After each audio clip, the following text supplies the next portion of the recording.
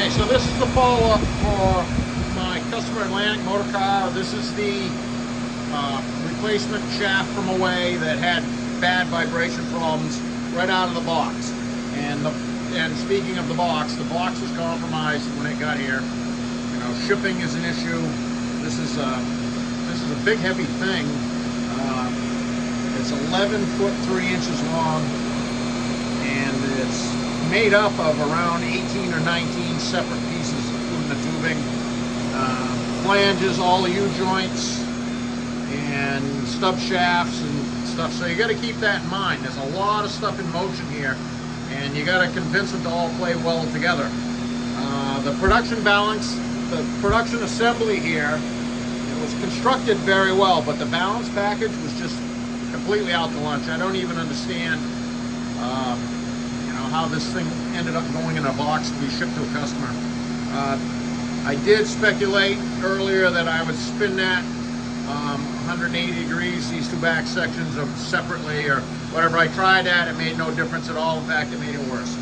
So I peeled all the weights off of it, and I gotta say that after this all washed out here, the original weight package was about 100 on average, almost opposite where it needed to be, and dramatically heavier, almost like double in some of the locations.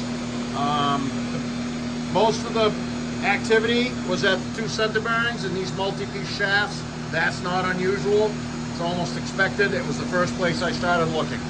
I got the ends tuned up pretty quickly. Another phenomenon you run into in these complex shafts is the weight package is complex. And I see how production balance, like boom, you balance, oh, you're not, boom, you balance, here's some more weight, more weight, more weight. This was incremental gains to get it to where it is now.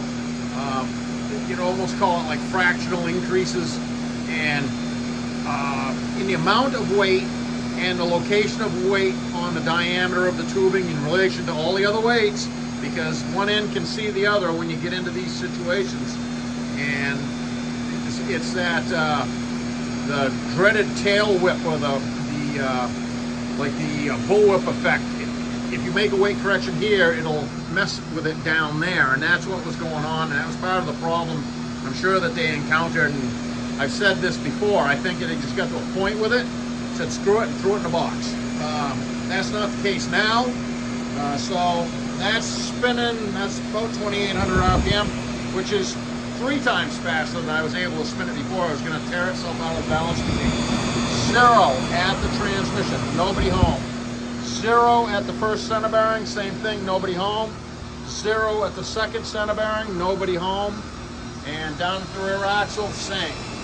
So we're going to say this is a win for Atlantic's 3-piece Sprinter shaft. Actually, this is the Dodge Sprinter, the earlier one.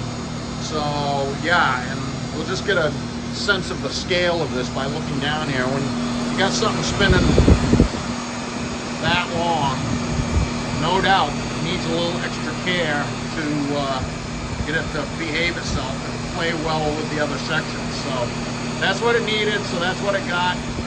Like I said, the components were good, the construction was good, weight package was out to lunch. You know, that's what you get sometimes. So she's tuned up now, and we're going to get it back to the customer.